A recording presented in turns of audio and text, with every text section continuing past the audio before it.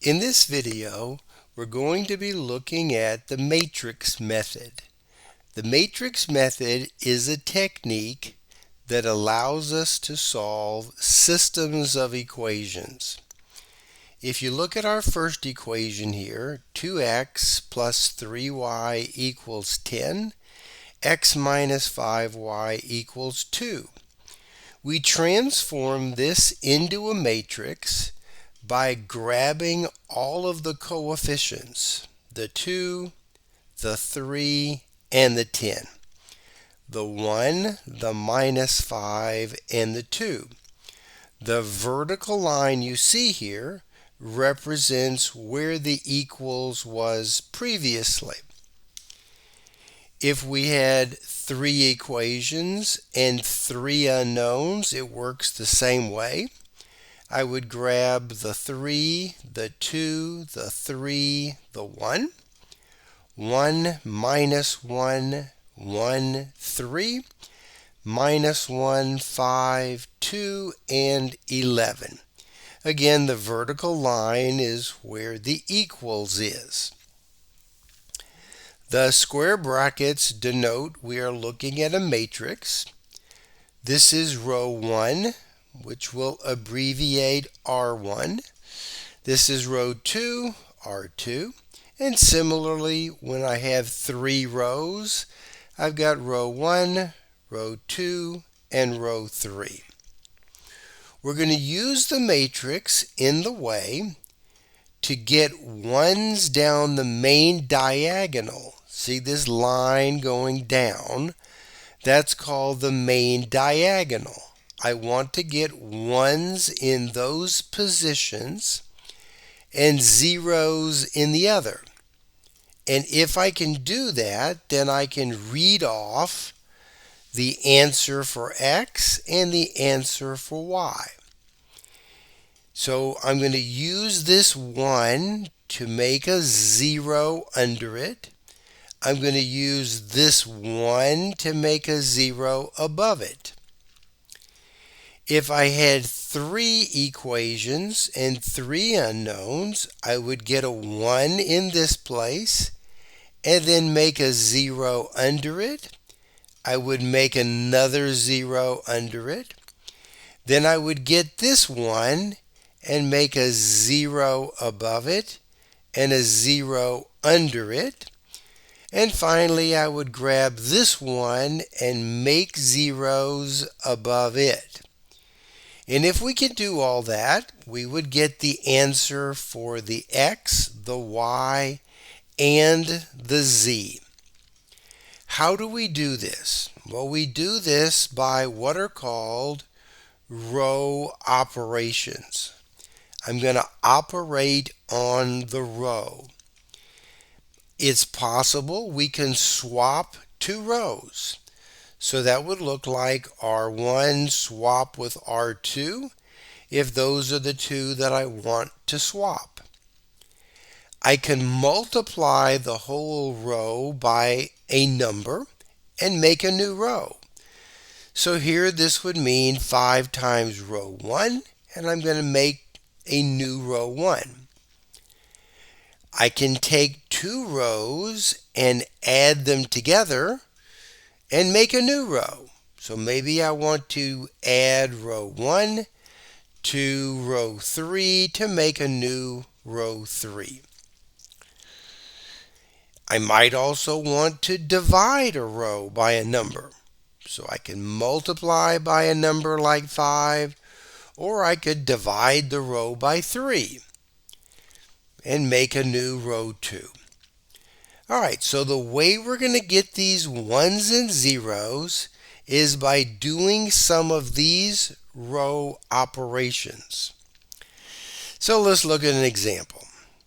Example 1 here, I have x minus y is minus 3.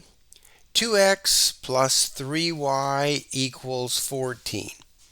So the first thing I do is I write it down as a matrix. 1, minus 1, minus 3. 2, 3, and 14. Now, what is it that I want to do? Remember, I want to have a 1 in this place. I want to use that 1 then to make a 0 under it. First, get a 1. Second, use the 1 to make a 0. Then I want to get a 1 here in this position and then use that 1 to make a 0 above it. So, looking at what we have, I have a 1 in that position already. I don't have to do anything. Next, I want to use this 1 to make the thing under it a 0.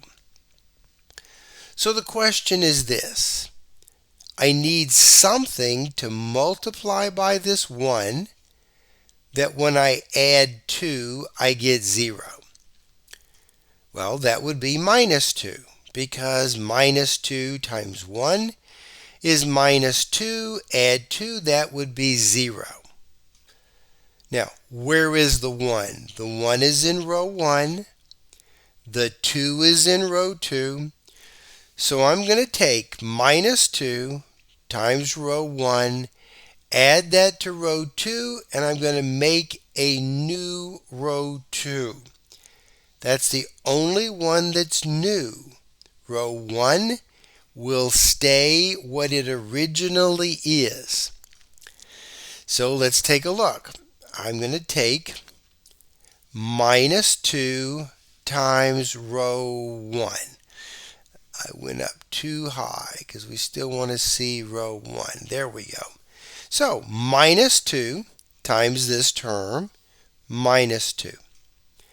Minus 2 times minus 1, positive 2. Minus 2 times minus 3, positive 6. And here's row 2, just as it originally was.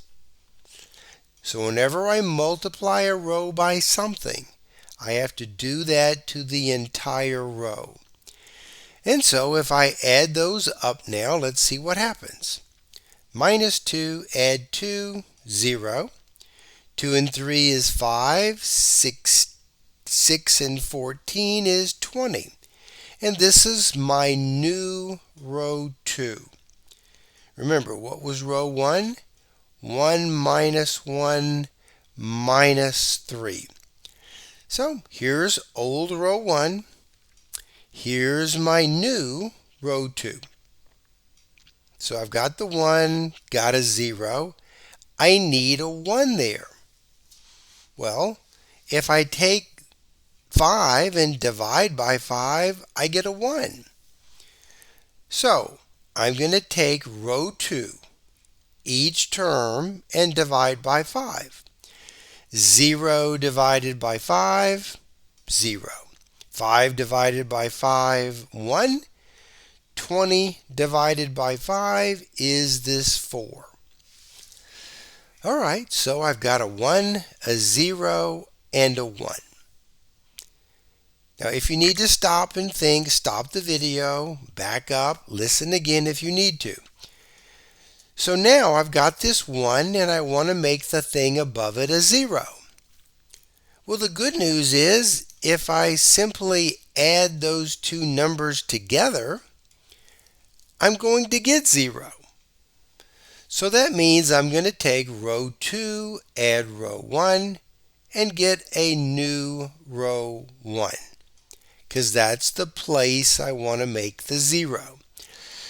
Let's see, row 2, row 1 is 1 minus 1 minus 3. So this is really row 1. This is really row 2. I'm making a new row 1. All right, so 1 minus 1 minus 3, 0, 1, 4. Add them up. I get a 1, 0, and a 1. And this is my new row 1. So notice, I do have 1s down the main diagonal, 0s in other places. And so the answer for x is 1. The answer for y is 4. And if you go back to the original set of equations and plug those things in, it should solve both equations. All right, let's look at another example. Example 2. 2x minus y is 3. X plus y is 0. So I grab all the coefficients, a 2, a minus 1, and a 3, a 1, and a 0. All right, well, I'm looking. I'd like to have a 1 there, but there is no 1 there. Oh, but there is a 1 right here in row 2. So since I want a 1 in that top position, I'm just going to take row 2 and swap it out with row 1. Whole row. So let's see. Here's row 2 went to the top, and here's old row 1 is now row 2. So I have the 1. So remember, our goal was to use 1s to make 0s. All right, so what times 1 add 2 gives you a 0? Well, that's minus 2, because you would have minus 2 plus 2 to be 0. So what you just told me is you want to take minus 2 times row 1, add that to row 2 to make a new row 2. All right, so let's take a look. All right, so minus 2 times everything in row 1. So that would be minus 2, 0. Here's row 2, 2 minus 1, 3. Add them up to make a new row 2. So I have 0, minus 3, 3. All right, so that's my new row 2. So I've got a 1, I have a 0, I need a 1 here now. Well, if I take minus 3 and divide by 3, I would get a 1. So I'm going to take row 2 and divide by minus 3. All right, so here's row 2. I'm going to divide each term by minus 3. So what do I get? I get a 0, a positive 1, and a negative 1. And there's my new row 2. All right, we're almost there. So let's see. I need to use this 1 now to make a 0, and we'll be done. Well, let's see. Minus 1 times that 1 plus 1 would be 0. So I'm going to take minus 1 times row 2. That's where the 1 is. Add that to row 1 to make a new row 1. So let's see. Minus 1 times row 2. Minus 1 times 0, 0. Minus 1 times 1, minus 1. Minus 1 times minus 1 is a positive 1. Here's row 1. So add them up, 0 and 1, 1. Minus 1 and 1, 0, 1 and 0, 1. And so there's my new row 1. And so we're done. I've got the 1s down the main diagonal and 0s everywhere else.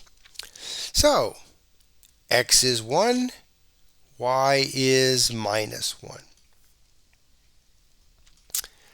All right, example 3. In example 3, I've got 2x plus 4y is 22. 3x minus y is 5. All right, so grab all of the coefficients, the 2, the 4, the 22, the 3, the minus 1, and the 5. Okay. Remember, the vertical line is where the equals was. So I'm looking over this matrix and I'm looking for a 1. Well, there's a 2 there. That's not a 1. There's a 3 there. That's not a 1. So right now, I don't have a 1 in either one of these places. So swapping them out is not going to do any good. So my next choice is to see if I can make a 1. And I'm going to make a 1 by dividing. Because 2 divided by 2 is 1, and 3 divided by 3 is 1. So let's see what happens if I did that. Alright, so here's row 1. Divide that by 2. 2 divided by 2, 4 divided by 2, 22 divided by 2. And that would give me 1, 2, and 11. That looks good. I didn't have any ugly fractions appear when I did that. If I took row 2 and divided by 3, I'd have 3 over 3 minus 1 over 3, 5 over 3.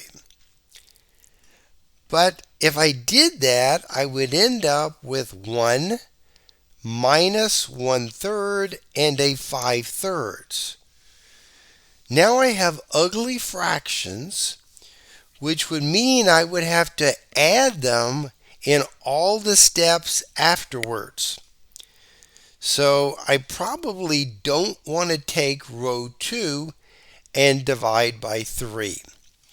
Dividing row 1 by 2, that's fine because I don't have any fractions.